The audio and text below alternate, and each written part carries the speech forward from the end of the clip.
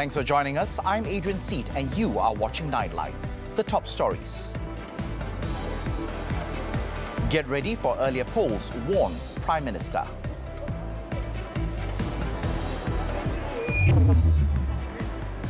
And 10-year age limit for vehicles needs more scrutiny.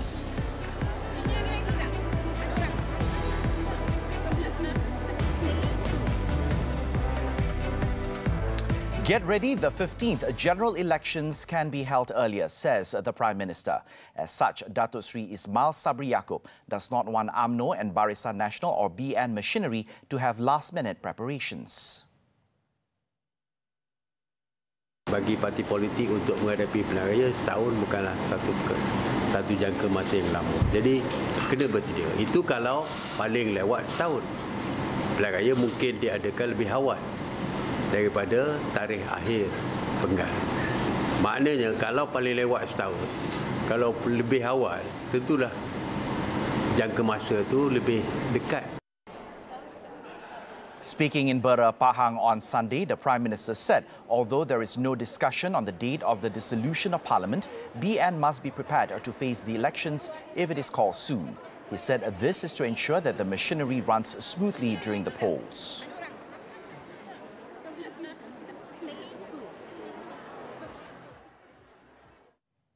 Meanwhile, political scientist Azmi Hassan tells Nightline that a general election without delay is crucial, not only for Malaysia's economy, but also for the rakyat. Having a strong and stable government ensures the ability to implement sound and vigorous policies that can also respond to the increasingly demanding domestic and external conditions. I think it's good for the people and also good for the economy if the election is to be held as soon as possible or at an earlier stage before the July 2023.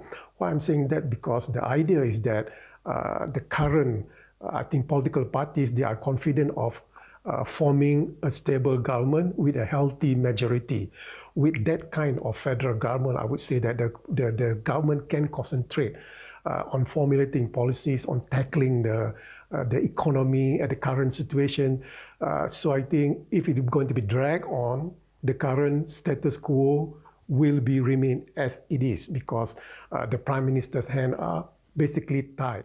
With the nation moving forward into the endemic phase of COVID-19, there should be no room for domestic political turbulence. Well, if no election is to be held in the near future, I think the current situation of political infighting within the federal government will be continued until July 2023. So I think it's not healthy for the people, it's not healthy for the economy when the internal bickering will somehow or other tie the hand of the government, tie the hand of the Prime Minister in concentrating to administer the nation, especially trying to formulate policy. So I think if election is dragged, if no election is to be held until July 23, I think the status quo will remain. And for sure, the global economy will be in the worst position than right now. So I think it is best for all, best for the people, best for the nation, and best for the political party that the election is to be held as soon as possible. On another note, the Prime Minister said the rule of law applies to everyone, and that's irrespective of their standing, and enforcement agencies have the right to carry out investigations within their jurisdiction. He said if there were criminal allegations against an individual, they can be investigated by the relevant agencies, such as the Malaysian Anti-Corruption Commission, MACC, the police, and the Customs and Immigration Department. Siasatan itu dilakukan tetapi tak perlu dihebohkan bagi menjaga institusi kehakiman supaya lebih dihormati. Itu saja. Bukan dari segi kebebasan. Saya tak nampak menyiasat hakim yang melakukan jenayah kalau ada. Kita tak kata ada lagi, baru siasatan. Saya rasa itu tidak salah disiasat. Tapi cara je. Mungkin tak perlu heboh dalam media, tak perlu disebut nama mereka yang disiasat. Mungkin itu saja yang dipersoalkan. Tetapi tak boleh persoalkan agensi kajian yang menyiasat individu-individu di dalam negara kita, walaupun dia jadi hakim dan sebagainya. He was responding to questions on a memorandum comprising 4 demands submitted by the Malaysian Bar to the Deputy Minister in the Prime Minister's Department for Parliament and Law, Datuk Mas Ermiati Samsudin, on Friday. The Prime Minister said no one could question enforcement agencies for investigating anyone in the country. On June 17th, the Malaysian Bar organised the Walk for Judicial Independence in Kuala Lumpur to demand the government to uphold judicial independence and protest the MACC's probe into senior judge Datuk Muhammad Nazlan Muhammad Ghazali. The proposal to resolve the road congestion issue, such as imposing a 10-year age limit on vehicles, needs to be scrutinised as it is a complex matter that requires understanding and research.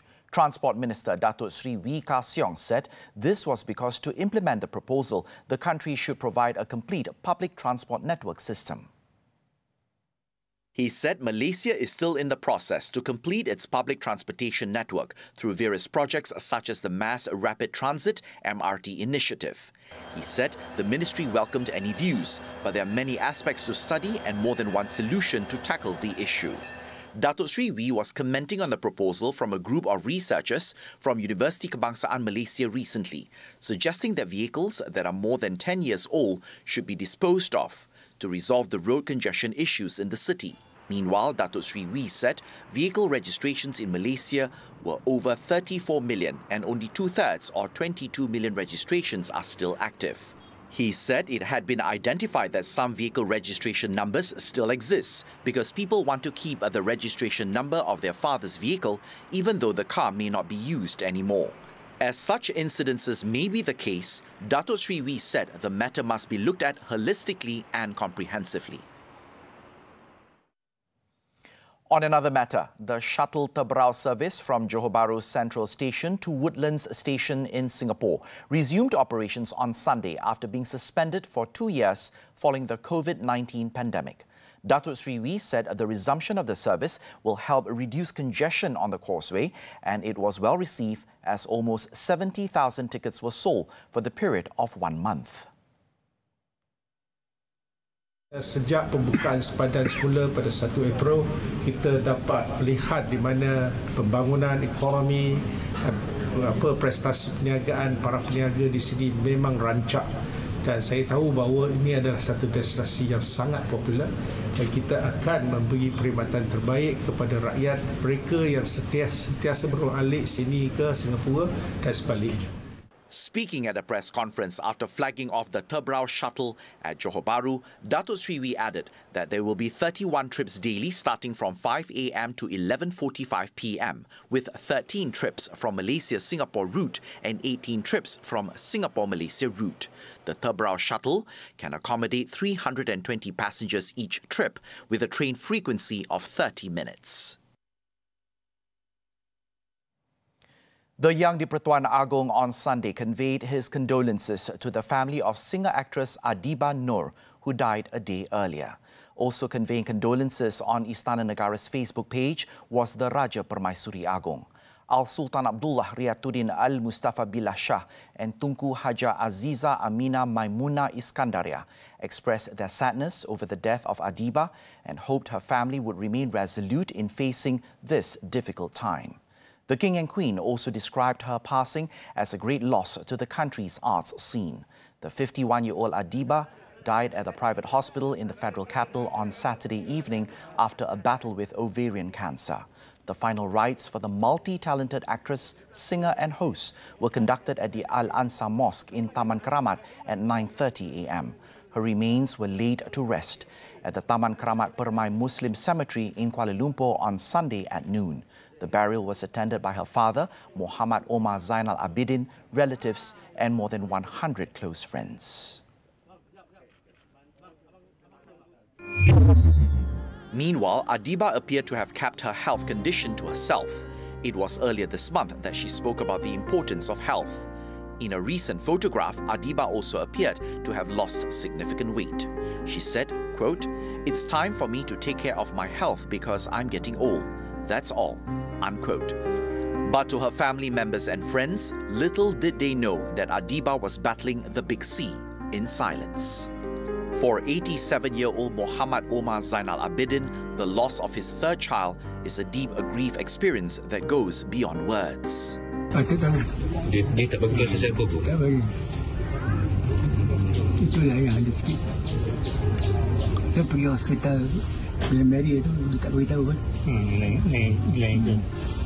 Kiranya dah tu sakit tu banyak. Dah tak ada orang.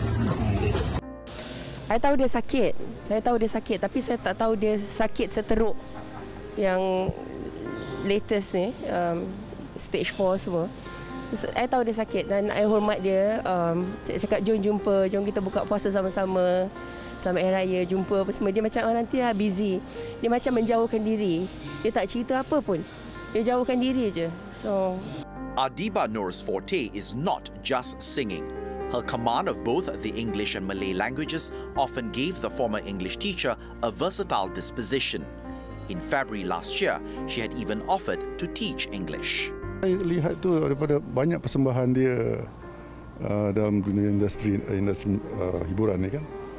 Saya lihat dia memang menekankan bahasa Inggeris tu. Dalam banyak dia punya persembahan. Datuk kalau boleh 2 years of COVID-19 isolation and restrictions have weakened children's immune system and left them vulnerable against many diseases. As they are re-entering society in this transition to endemic phase, they are not able to build up resistance to common bugs or viral pathogens, leaving them susceptible to infections and diseases. Hakim Azman reports. According to pediatrician Dr. Raki Yadav, parents need not worry as the children's immune system is rapidly developing and eventually will protect them in the future. Pre-COVID or pre-pandemic, children encountered more seasonal viruses and bacterial infections before they turned 2 years old. Parents are now, of course, concerned that measures that we have used to combat COVID-19 may have somewhat weakened the immune systems of their young children who have not been able to build resistance to common bugs. This leaves them vulnerable when mask wearing and social distancing eventually will end during this endemic phase. Early childhood exposure to different microorganisms is important to protect children. This is because it can contribute to the development of their immune system. Taking the hand-foot-mouth disease HFMD as an example, she said that the likely contributing factor is that children were not exposed to the viruses during the pandemic. However, she expects the nation's HFMD cases to decline soon as children's immunity levels have improved. Out in the past 2 years, so suddenly being exposed to many things at one go is actually taking a toll on some children. But all in all, it is just a phase, and I feel that parents shouldn't be too concerned with this because our immune system was meant to do this.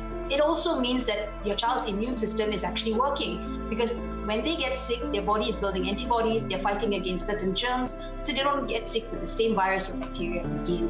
However, if your child is unwell for a prolonged period of time, I think it's best if you seek medical attention as soon as possible.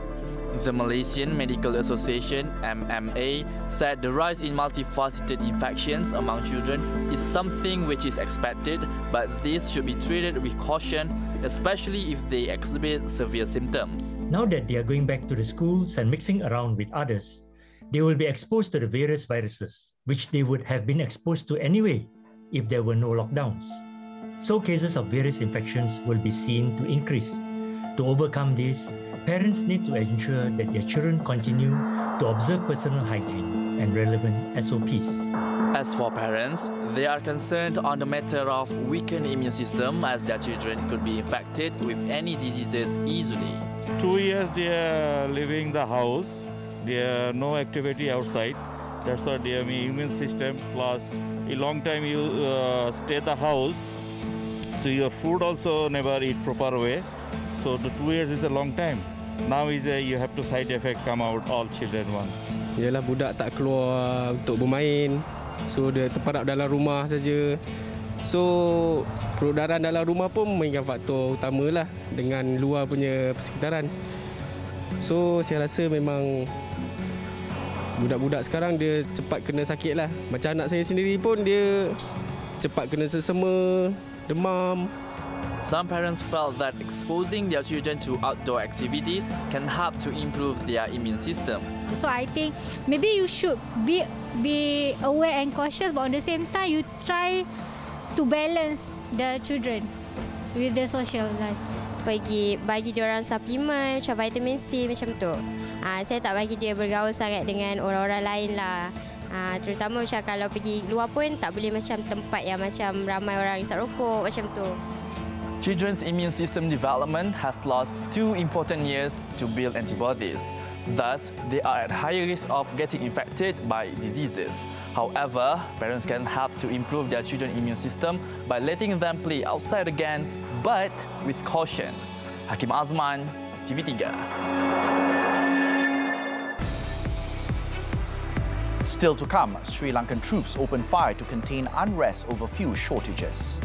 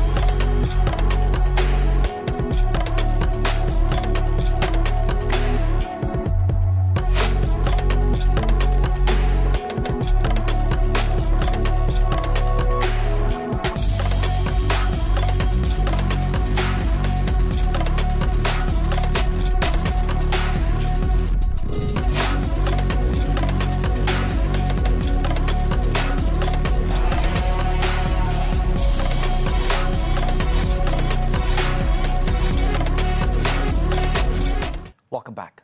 Sri Lanka's military opened fire to contain rioting at a fuel station as unprecedented queues for petrol and diesel were seen across the bankrupt country. Officials said troops fired at Visuvamadu, 365 kilometers north of Colombo on Saturday night as their guard point was pelted with stones. During the incident, 4 civilians and 3 soldiers were wounded when the army opened fire for the first time to quell unrest linked to the worsening economic crisis. Sri Lanka is suffering its worst economic crisis since independence, with the country unable to find dollars to import essentials, including food, fuel and medicine. The nation's 22 million population has been enduring acute shortages and long queues for scarce supplies, while President Gotabaya Rajapaksa has, for months, resisted calls to step down over mismanagement.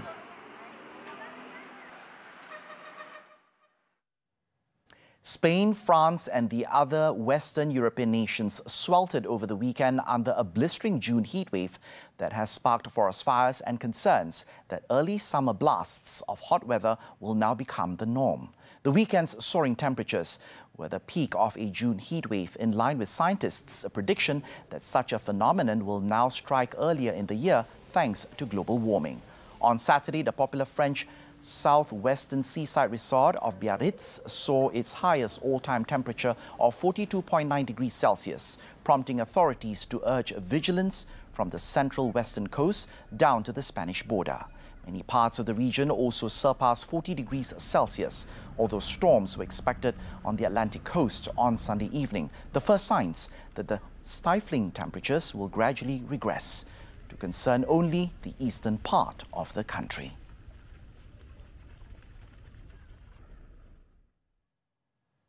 Army troops were called in to rescue thousands of people stranded by massive floods that have ravaged northeastern India, leaving millions of homes underwater and severing transport links.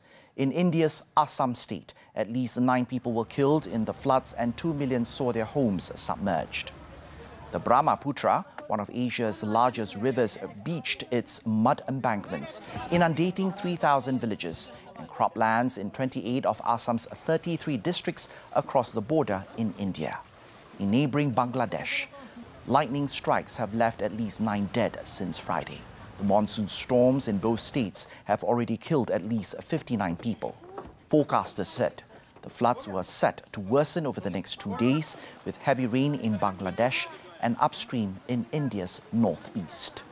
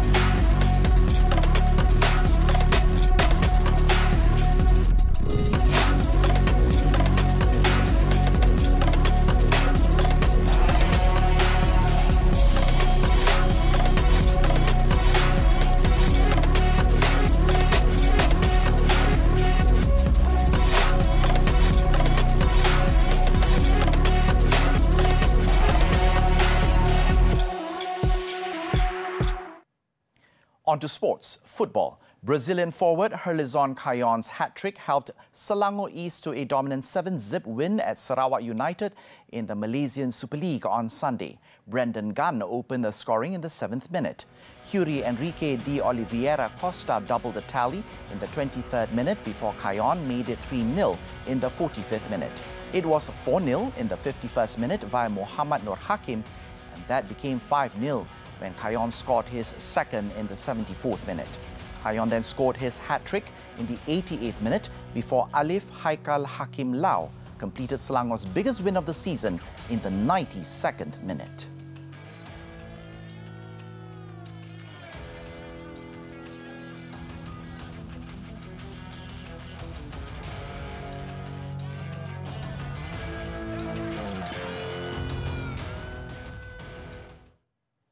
On to badminton. World number 1 Victor Axelsen secured the double in Indonesia after winning the Indonesia Masters and Indonesia Open. He joins the legendary names of Dato' Lee Chong Wei, Taufik Hidayat and Ardi Wiranata as the only men's singles player to win back-to-back titles.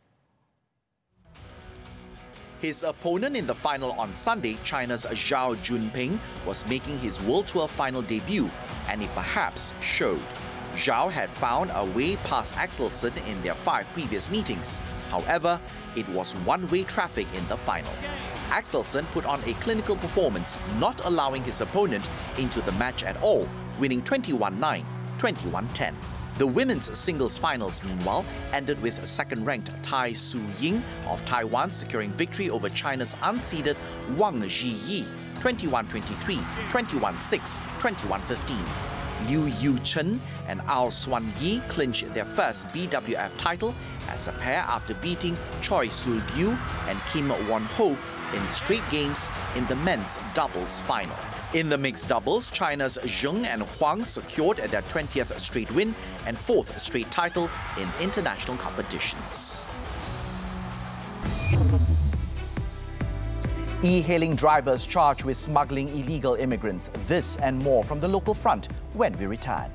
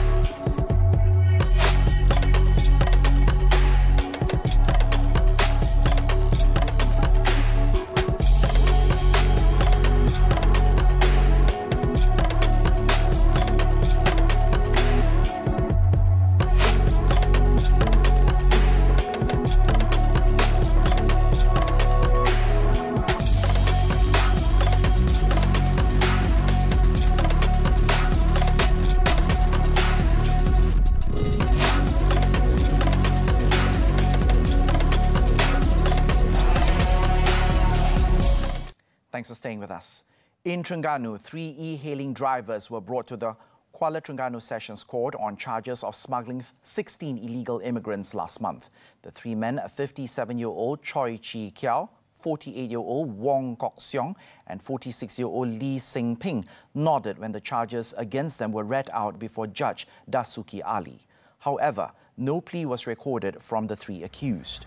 According to the charge sheet, they were charged with smuggling 16 illegal immigrants from Myanmar by hiding them in their 3 vehicles while passing through a roadblock near Kampung Batu Ringkit, Kuala Nerus on May 22nd. All the illegal immigrants aged between 16 and 35 years did not have valid identification and documents.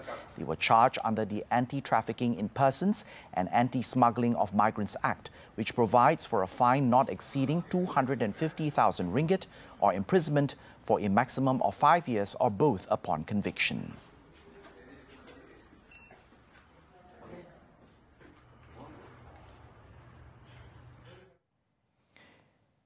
In Johor, an e-hailing food driver was fined 10,000 ringgit after pleading guilty to 2 counts of improper use of a network service by sending obscene images and videos through social media 2 years ago.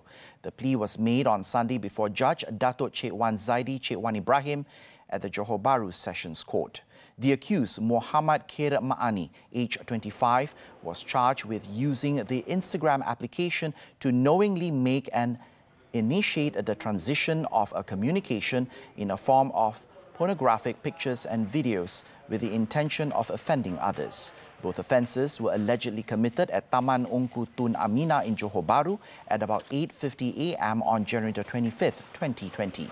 He was charged under Section 233, Subsection 1, Subsection A of the Communications and Multimedia Act 1998 and is punishable under Section 233, Subsection 3 of the same Act, which carries a fine of up to 50,000 ringgit or a maximum of 1 year imprisonment or both, and can be fined 1,000 ringgit for each day the offence continues to be committed after conviction.